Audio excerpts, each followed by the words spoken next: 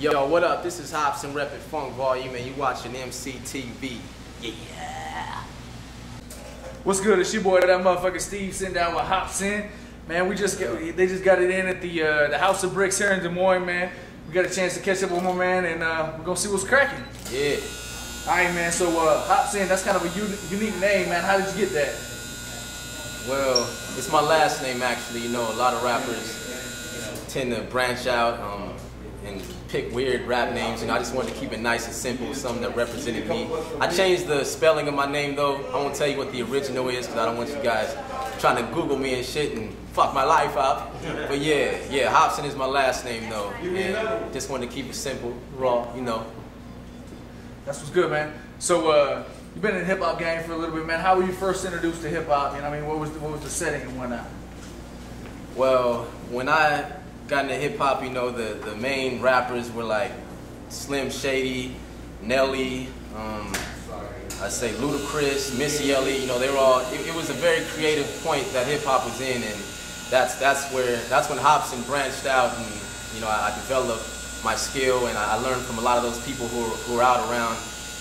I say year 1999 through like 2000. That's when I was studying a lot of hip hop, and I really got into it.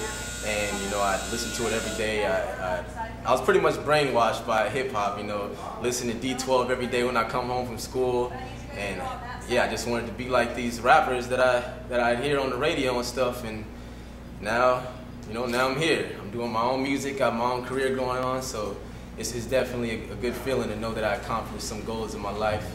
But yeah, that's pretty much how I got into it. You know, just seeing things, and I didn't have anything. I don't have doubts in my mind. When I see something, I'm like, okay, I can do it. Because we're all human. So if they did it, I can do it. I don't see any advantages that people have over me unless it's like basketball, where somebody's like 7 feet tall or something. But as far as rapping and stuff, you know, I just felt if I project my pain, and I was already a clown. I grew up a class clown, so I felt if I project that through my music, I could capture minds, and it got me a lot of respect too from people who I wouldn't even be able to hang out with, like super thugs and stuff. Cause I'm a skateboarder dude. I'm a skateboarder dude who grew up in the San Fernando Valley. You know, I went to Holmes Middle School, and yeah, so I've definitely got a lot of respect from a lot of cats. You know, simply off of MCing, so I love it. That's what's good, man. I definitely appreciate you putting it all out there and whatnot, man. Yeah. All right, so you signed to Ruthless now. Yeah, unfortunately. Okay, so when you signed to Ruthless, were you looking for a deal, or did they just kind of come along, and how did that all work out? I had my managers and my production company help me out because I was looking for a deal. So I met this dude. I'm not saying nobody's name because I ain't giving nobody props because they all fucked me over.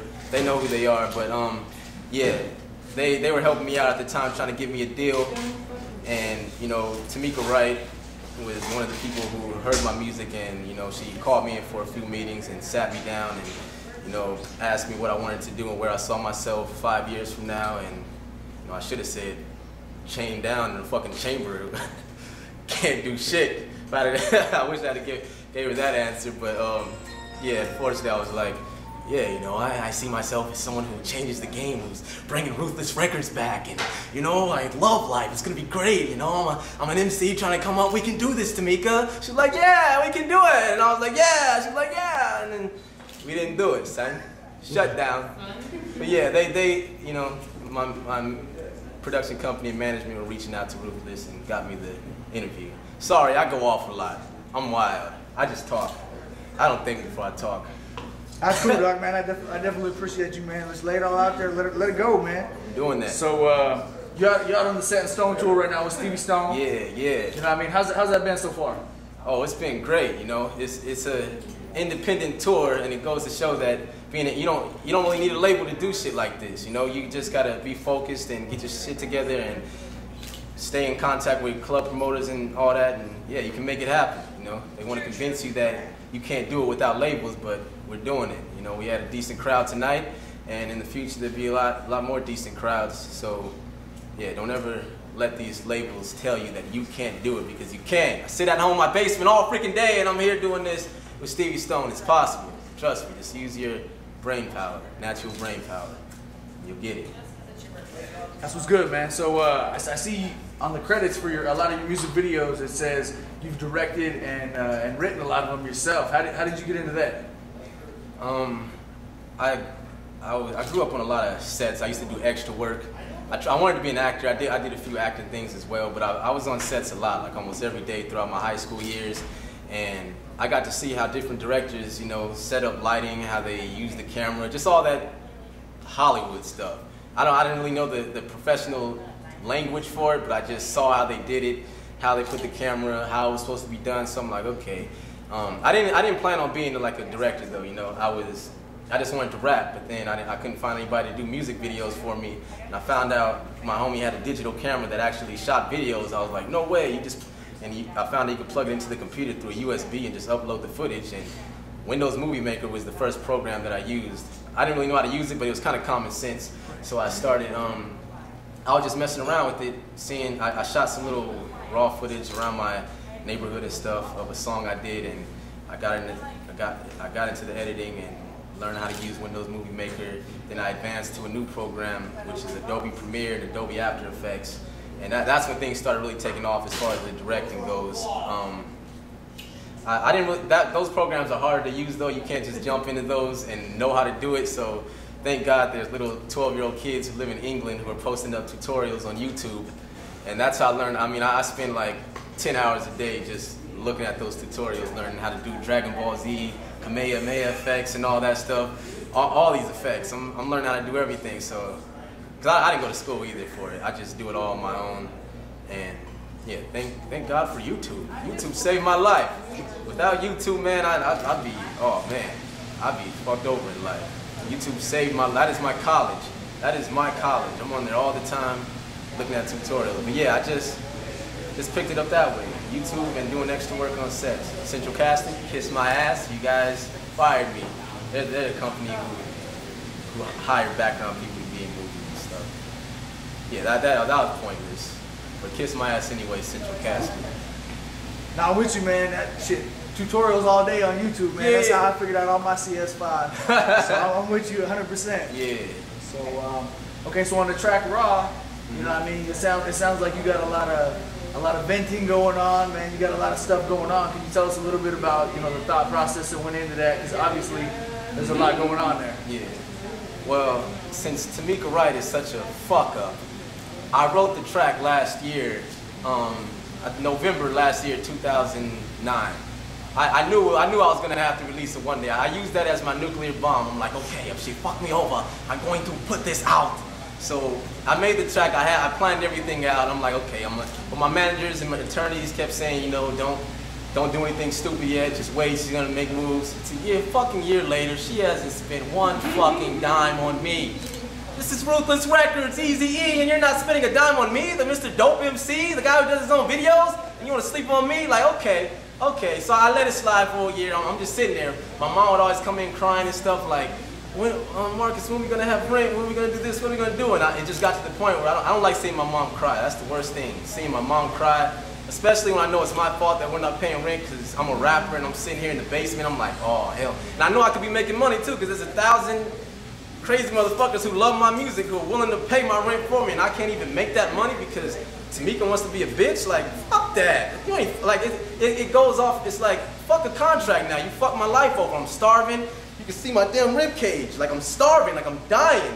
Like, this is beyond the contract. This is life. I'm a human being on this earth, and you won't take advantage of me like that. Like, no. Like, fuck the whole Hopsin career then. I don't give a fuck. I'm smashing your dynasty. I'm doing what I gotta do to live and survive, and you know, it's all about the fans. It's all about the fans. If I have enough fans, fuck it. They'll send me $10 to my PayPal account. I have 50 fans do that shit. Now email them a copy of my album if I have to get paid. But so yeah, my mom was crying and all that, so I'm like, fuck it. I thought of this dope plan for a jigsaw trap like the Saw movies. I spent about a week thinking of the little head trap that I created. And I watched a lot of Saw movies to see exactly, you know, how they did the sound effects and the different transitions from scenes and all that, and exactly how I needed to do it with the color tinting and all that. So once I got that down with a few test shots, I was like, okay, it is time to make this magic happen. So I set it up in my garage. I did it all in my garage because I don't have no money for a real set. So I bought a fog machine and all that, and I put the head trap on. You know, I put some baby oil on my body to make it look like sweat, you know, for the ladies, son. You know, gotta be sexy, you know. If I'm gonna be dark, you know, you gotta be sexy doing it. You know what I'm saying, dog? But so yeah, so I just shot it, you know. And then when I was editing it, I kind of had a few problems editing it because it didn't look right at first because the noises. I realized the noises made the video even much better. All the like the zooming in and all that, and I had to find out how they got those sounds. I didn't know how, but I realized in Fruity Loops, if you reverse kicks and shakers, you get that weird, just that sound. The sounds that they use in movies, you get all those cool sounds. So I was like, okay, that's what added the extra coating to it, the icing on the cake. So after I had that down, I added the color tint to it, and I was like, okay. I put out to the public that I officially hated Ruthless and Tamika Wright. And then the next week I put the video out. And yeah, now it's taking off from there. She can't stop me. She cannot stop me unless she kills me. And if I die anytime soon, just know that she did it. She did it. I don't have any problems with my body right now. If I die, it's because of her. Yeah, I'm sorry, I zone out. That's what I do though, I zone out. I'm a zoned out ass motherfucker. High on life, son. So, okay, so did she have any reaction? Has she heard it yet? I mean, I imagine if you got a video out, you know what I mean? What was her reaction once she heard it? Well, I don't know if I know she had to hear it because it's on all the Easy sites. It got 10,000 views in the first week. That was a big leap for me. I was getting like fucking 200 plays a week. And now at 10,000 views, like I did that shit all on my own. She had to hear it. Cause her kids, she always tell me her kids are always on the internet looking up shit that I post up. She would always get so upset. So I know her kids probably found it like, Mom, look what Hopsin did. He dissing you. He was in the movie dissing you in the Saw movies. I know she had to hear about it. I know she did, but she hasn't contacted me about it at all. I don't think she wants to contact me. If she calls me, I'm recording the conversation for one. I'm recording it, putting it out, and I'm gonna fucking talk. I'm dissing her ass hardcore. Cause I've been so humble, and I've been so humble in all these meetings. I've been the humblest. Is that a word, humblest? How you say it? I've been the most humble. I've been the most humblest guy in these meetings. I've sat there taking her shit like, come on, 3 fucking years you're gonna hold me? I'm Hopsin. Not that I have a name, but I could have a name and you're sleeping on me. Like, no, unacceptable, unacceptable. I refuse to let that happen. This is life. I'm 25. I got signed when I was 21. I'm 25. And you motherfuckers still don't know who the fuck I am. Come on now, that's bullshit. I'm not trying to be 30 and not have no money, man. Get out of here, Tamika. What the fuck is wrong with you? I just slap your fucking ass. Sorry. Hey man, I'm sorry it went down like that. You know what I mean? You seem like a real talented artist. I was impressed with the show you laid down that night, man. It was very nice. All right, man. So you're on EmceeTV. We gotta wrap it up. You know what I mean? The venue's closing. All right. What does MC mean to you, my man? MC is somebody who can control minds, not in a bad way though, but just knows how to take over the minds of an audience, whether it's using a comical route, lyrical route, or even acting. Whatever you can do, dancing. I mean, rapping, of course, while you're doing it, not just going up there dancing, but just knowing how to control the minds and move a crowd. That's what an MC is to me. Because when I perform, I have to make everybody in there give me props after I'm off the stage. If they have to see me, and even if they don't, they're not gonna become a fan, they have to give me props and give me respect. So I'm looking like, okay, everything has to be on point.